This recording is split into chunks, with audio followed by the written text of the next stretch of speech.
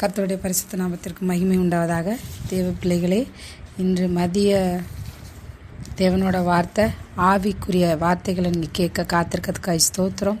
தேவனுக்கு ஒரு சின்ன ஜெபம், தேவாதி தேவனை புகழ்ந்து ஜெபம் பண்ணிவிட்டு பிறகு நம்ம வசனத்தை பார்ப்போம்.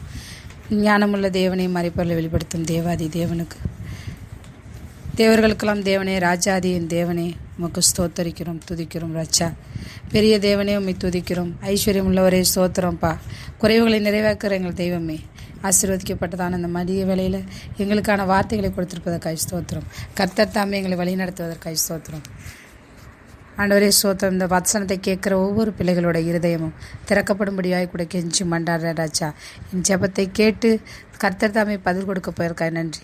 கேட்கிற ஒவ்வொரு இருதயமும் தேவனை ஏற்றுக்கொள்ளத்தக்கதாய், தேவனுடைய சத்தியத்துக்கு நேராய் நடத்தப்படுகிறதா இருக்கட்டும். திருவசனத்தை கேட்கிறவர்களாய் மாத்திரம் இல்லாதபடிக்கு அதன்படி நடக்கிறவர்களை ஒவ்வொருவரையும் மாற்றுவீராக. சொல்லுகிற நானும் வசனத்தின்படி நடக்க கர்த்தர் எனக்கு உதவி செய்வீராக. அப்படி ஆகணும் விசுவாசிக்கிறோம். இயேசுவின் நாமத்தில் ஜெபிக்கிறோம் ஜீவனுள்ள நல்ல பிதாவே, ஆமென். தேவ பிள்ளைகளே, தேவன் நமக்கு இன்றைய மதியம் கொடுத்திருக்கிற வார்த்தையானது நியாயாதிபதிகள் 12 அதிகாரம் 8ஆம் வசனம்.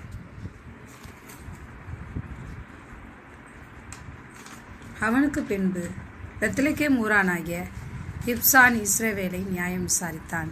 இஸ்ரவேல் ஜனங்களை பெத்லெகேம் ஊரில் இருக்கிற இப்னான் அப்படிங்கிற ஒரு நியாயம் விசாரித்தாருன்னு சொல்கிறாங்க. இது மாம்ச பிரகாரத்தில் இருக்கிற ஒரு மனுஷனோட நியாயம் விசாரிப்பதான் சொல்கிறாங்க. ஆக்சுவலாக இவருக்கு முன்னாடி இருந்தவர் யாருன்னா கிளையாத்தியனான எப்தா ராஜ்யம், அதாவது நியாயம் விசாரிக்கிற சூழ்நிலை இருந்துட்டு அதுக்கப்புறம் அவர் அடக்கம் பட்டதுக்கு அப்புறமா பெத்லெகேமின் ஊரானாகிய இப்சான் இஸ்ரவேலை நியாயம் விசாரித்தார்னு வருது. இது ஒரு வரலாறு. ஆனால் நீங்கள் தெரிஞ்சிக்க வேண்டிய விஷயம் என்னென்னா, கர்த்தர் நமக்கு ஆவிக்குரிய வார்த்தையில் இதை நமக்கு என்னன்னு தெரியப்படுத்துகிறாருன்னா, நமக்கு நியாயாதிபதியாக இருக்கிறவர் தேவாதி தேவன் தான். அவர் நியாயம் விசாரிக்கிற போது நம்ம உண்மையாக நியாயம் விசாரித்து நமக்கு வழங்குவார். ஏன்னா துரிதமான நியாயத்தை வழங்க வல்லமையுள்ள தேவன்னு நம்ம வாசிக்கிறோம் வேதத்தில். அவரை போல் நமக்கு நன்மை செய்கிறவர் நிச்சயமாக இல்லை. அதனால் கூட தேவன் இதில் வெளிப்படுத்துகிற விஷயம் என்னென்னா, இப்சான் அப்படிங்கிறது ஒரு மனுஷனோட பேர் தான். இந்த இடத்துல தேவ தூதர்கள் தேவ ஜனமான இஸ்ரவேலை நியாயம் விசாரிப்பாங்கங்கிறத நமக்கு தெரியப்படுத்துகிறாரு. இது எதுக்காகனா, நம்ம நியாயம் விசாரிக்கிறது தேவன் நமக்கு பாவங்கள் இல்லாமல் அவரோட கிருபை நிமித்தம் அவரோட இரத்தத்தினால கழுவி நம்ம பாவங்களால் சுத்தம் பண்ணிட்டாரு. நம்ம விசாரிக்கப்படுவது தேவனோட சித்தமாக இருக்கிறபடினால அதற்கு தூதர்களை கொண்டு இஸ்ரவேல் ஜனமாகிய தேவ பிள்ளைகளை நியாயம் விசாரிப்பாருங்கிறது தான் இதில் சத்தியம். அந்த சத்தியத்தை நம்ம இந்த காலை வேளையில் மதிய வேளையில் நம்ம அறிஞ்சிக்கிட்டதுனால கர்த்தர் உங்களுக்கு துணையாக இருப்பார். ஏன்னா எல்லா நீதியும் அவருடையது. அவர் சொல்லாமல் நமக்கு ஒன்றும் சித்தமாக இருக்காது. அவர் சித்தம் இல்லாமல் நமக்கு ஒன்றுமே நடக்காது. ஸோ அதனால் பெத்லெகேம் ஊரானாகியவன் வேணா மனுஷனுக்கு, இப்சான் மனுஷருக்கு நியாயம் விசாரிக்கிறவராக இருக்கிறார். ஆனால் நமக்கு நீதி வழங்குறவராக இருக்கவர் சர்வ லோகத்துக்கு அதிபதியாகிய தேவாதி தேவன் தான். நம்ம இருதயத்தில் சொல்ல வேண்டியதெல்லாம், நம்மளோட வாழ்க்கையில் மிகப்பெரிய நியாயத்துக்காக காத்திருக்கீங்களா? இந்த பதிவு யாருக்குன்னா, மிகப்பெரிய ஒரு பிரச்சனையில் மாட்டி அதுக்கு நான் என்ன பண்ணுவேன், எனக்கான நீதி கிடைக்குமா அப்படின்னு சொல்லி போராடுகிற ஜனங்களுக்காக, போராடுகிற தேவ பிள்ளைகளுக்காக, போராடுகிற யாருக்காகவும் இந்த பதிவை கேட்டுக்கிட்டு இருக்கீங்கன்னா, தேவன் நீதிக்கு பதில் கொடுக்க வல்லமை உள்ளவராக இருக்கார். ஏன்னா துரிதமான பதில் அவர்கிட்டேருந்து மாத்திரம்தான் வரும். ஏன்னா மனுஷனிட்டேருந்து வர நீதி உண்மையுள்ளதாக இருக்காது. ஏன்னா மாம்சமான மனுஷரிடத்துல பொய் இருக்கிறதுக்கு வாய்ப்பு இருக்குது. ஆனால் பொய்யுரையாத தெய்வம் நம்ம ஏசப்பா மட்டும்தான். நீங்கள் அவர்கிட்ட உங்கள் பிரச்சனையை சொல்லுங்கள், அவரும் உங்களுக்கு நீதி சொல்வார். நம்ம பரலோகத்தில் தூதர்கள்னால நியாயத்தை விசாரிக்க வைக்கிறதுக்கு காரணம் உங்களை பற்றி தெரியும். ஏன்னா அவர் நம்ம மேலே அன்பான தகப்பன். அவர் நம்மக்கிட்ட அதட்டி கூட பேசுகிறதுக்கு யோசிப்பார்.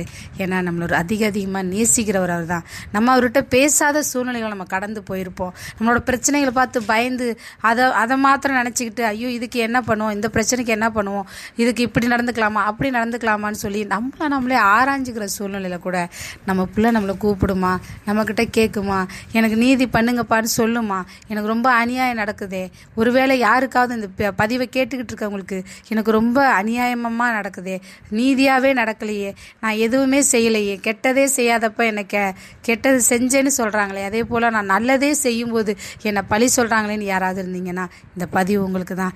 தேவன் சொல்கிறாரு, நான் உனக்கு நீதி செய்கிறேன், நீ கவலைப்படாத, பதில் கொடுக்குறவர் நான், நீ கவலைப்படாத, யுத்தம் என்னுடையது உன்னுடையது அல்லன்னு சொல்லியிருக்காரு. அதனால் தேவ பிள்ளைகளே, இதை கேட்குற ஒவ்வொரு பிள்ளைகளுமே தேவனை மாத்திரம் நம்புங்க.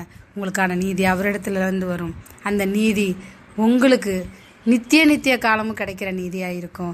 கர்த்தர் இந்த பெரிய நீதியை செய்த ஸ்தோத்திரம். நீங்கள் எப்போவும் தேவனுக்கு பயந்து அவருக்கு பயப்படுற பயத்தில் மாத்திரம் இல்லை, உங்களுக்கு ஒரு விஷயம் நடக்குதுன்னா அதை அவர்கிட்ட ஒப்பு கொடுங்க.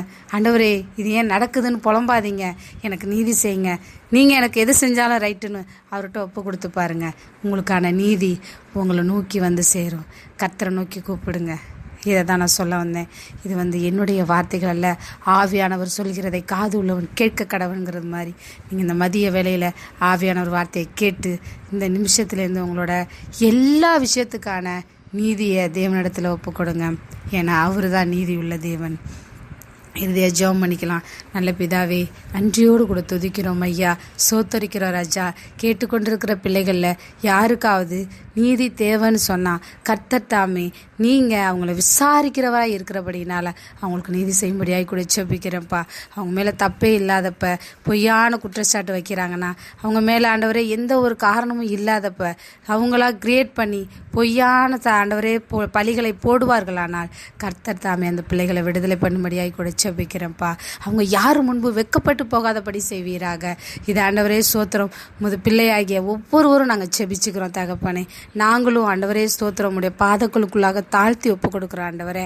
நீ பேசுகிற நானும் சரி, அதை கேட்குற ஒவ்வொரு பிள்ளைகளும் சரி, உடைய பாதத்துக்கு கீழே இருக்கிற பிள்ளைகள் ஆண்டவரை எங்களை ஒரு நாளும் நீங்கள் வெட்கப்படுத்த மாட்டீங்க. நீங்கள் எங்களுக்கு நீதி செய்யுங்க. நீதியின் சூரியன் எங்களோடு கூட இருக்கும்போது நாங்கள் ஏன்ப்பா கவலைப்படணும்? எங்களுக்கு எல்லாவற்றிற்கும் நீர் பதில் கொடுக்க போகிறதுக்காக ஸ்தோத்திரம். ஆசீர்வதிங்க, பலப்படுத்துங்க. இயேசுவின் நாமத்தில் செபிக்கிறோம் எங்கள் ஜீவனுள்ள நல்ல பிதாவே. ஆமேன், ஆமேன், ஆமேன். மீண்டும் சந்திப்போம். God bless you.